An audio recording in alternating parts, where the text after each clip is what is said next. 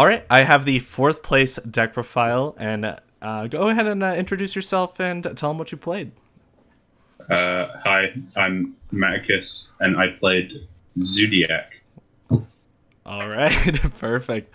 And so the first thing I notice about this list that's really interesting is that you're playing the the Veilers and the Moonlit Chills as well as like the Impermanence, like a pretty like strong hand trap lineup, and they're all pretty much the same copy of the same card, or not like the same card obviously, but they effectively do the same thing, right? So what was Yeah. like your choice like in picking these cards over something like Ghost Ogre or even like the DD Crows in the main deck?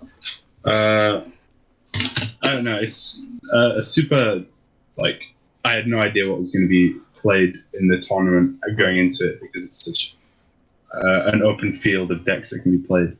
So I figured the most generically good hand traps for the format would be these three Right. because Ogre is very matchup dependent. Same with Crow. Whereas Effect Vela is pretty much good against anything that has monsters. Same with Imperm, same with Ghost Mono. Obviously, I'd play Ash if it was legal, but Right. So an interesting thing is that like your ogres are like completely absent from your list altogether, and I know like ogres are like pretty strong against the Zodiac matchup. So were you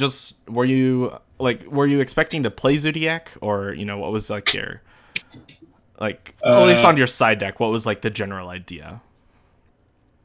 so the idea with this side deck was Crow is good against a lot of graveyard decks Right. just It's to also good against Zoo. I completely mean, shut down their combo. yeah. Yeah. Uh, then the next six cards are all just against combo decks because I didn't know if there was going to be any sort of crazy combos, Right. So the which Nibiru Dark would be Order. yeah. And then the mind control, I shouldn't have played that because I'm not playing many generic links. I should have played Red Reboot. Well, you have the red I, reboot on the list. I thought I played evenly matched. Was it? I'm not sure. Whichever one I didn't play, I should have played. That makes sense. Yeah.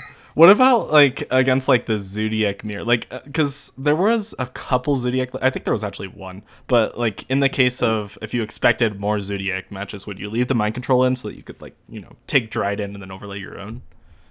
Yeah, I think that's pretty strong. But most of the time, if you go mind control target Dryden, they're just going to pop it.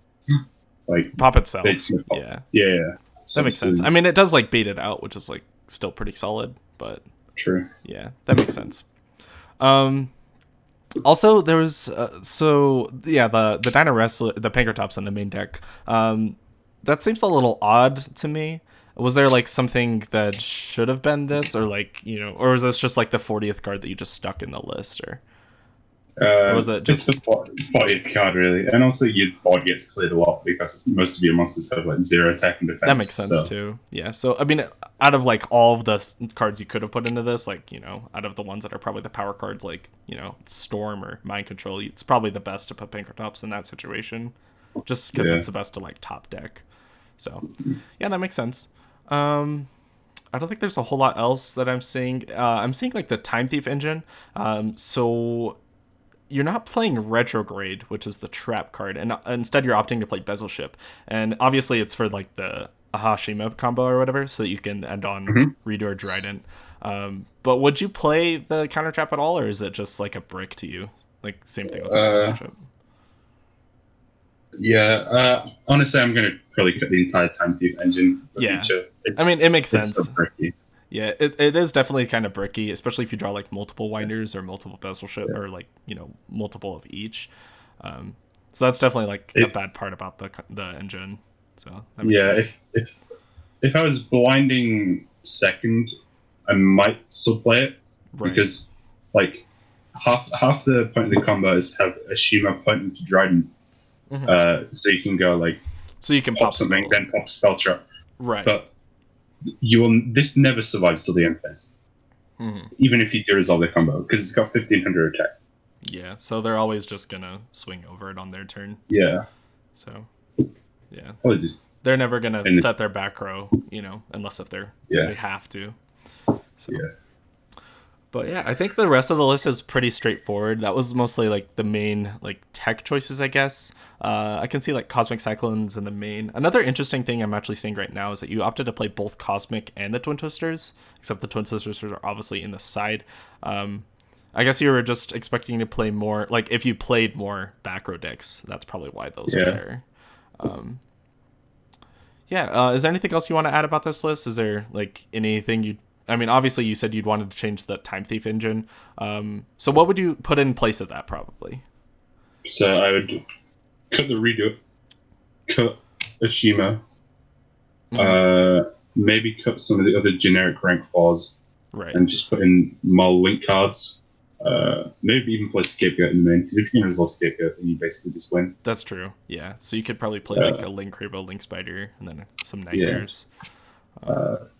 Then if I was doing that, I'd put in a second Megaclops and Unchained Abomination, because you can go Yeah. And Megaclops, Revive Trident, then make the Unchained Abomination with it, pop something with Trident, get another pop, Battle Phase Techos, and get a third pop. yeah, and then you in the just end clear phase, entire mobs. yeah, and the Yeah. end phase pops as well. I mean, the Abomination's just like a fantastic card, I think. But yeah, I mean, Yeah. definitely if you're cutting the Time Thief engine, there's really no reason to play the rank 4s, so that makes a lot of sense. So another thing I'm just noticing now is that you're opting to play just like 2 of the Chakra 9 and 2 of the Tiger Martyr. I'm assuming that's just because like you have the Avarices as well as like the Zoodiac combo, so you could just shuffle it back. But would you play more, or do you think that the ratios were all great? Yeah, once I'm cutting rank 4s, I'm playing 3 Chakra 9 for sure. Yeah, I Tiger don't think Mortar. you need 3 Tiger Mortar. Yeah, it's definitely like iffy if you need more. It might be better just to get like a different material, like another Hammer Kong or probably another Borbo, honestly. But Yeah. yeah, I'm excited for the rank 12. The rank 12 is definitely insane. Oh, that's gonna be insane because then you could just attack directly with Borbo and then main phase 2 just overlay that. Like that's pretty broken. Yeah, and then send everything. Yeah, if you do 3 materials as well, it's a quick effect, so you can keep 2 materials on it, and then battle phase. It's this one, right? Sorry, next turn. Yeah. So you go like normal summon a zoo, stack like Hammer Kong, Tiger Mortar, then the Borbo, attack, make it, clear the board, and then you've got a board to clear for next turn as well, because it's a quick effect. Right. Oh, that just seems like really, really good in this deck, especially. Wow, yeah. That's insane, actually.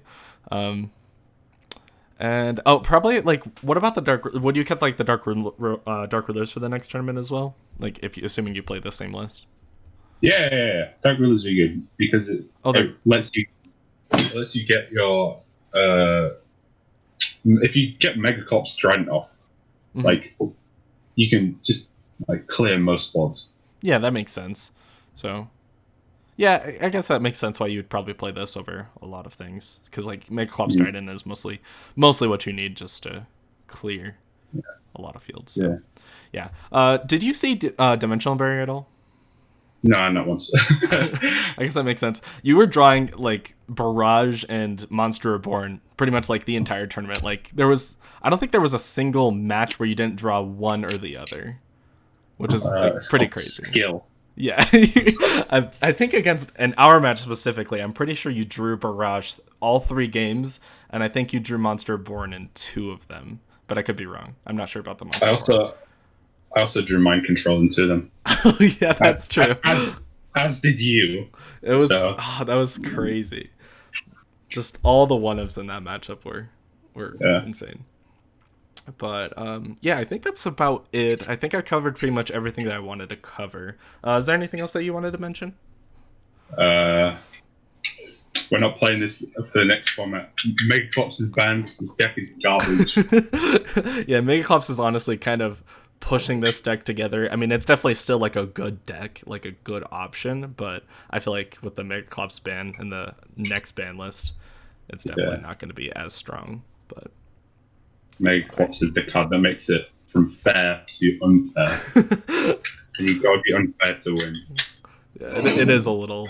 It's a little unfair. It's pretty broken. But yeah. Well, with all that said, I appreciate it, and congrats on getting top cut. And yeah. Thanks. All right.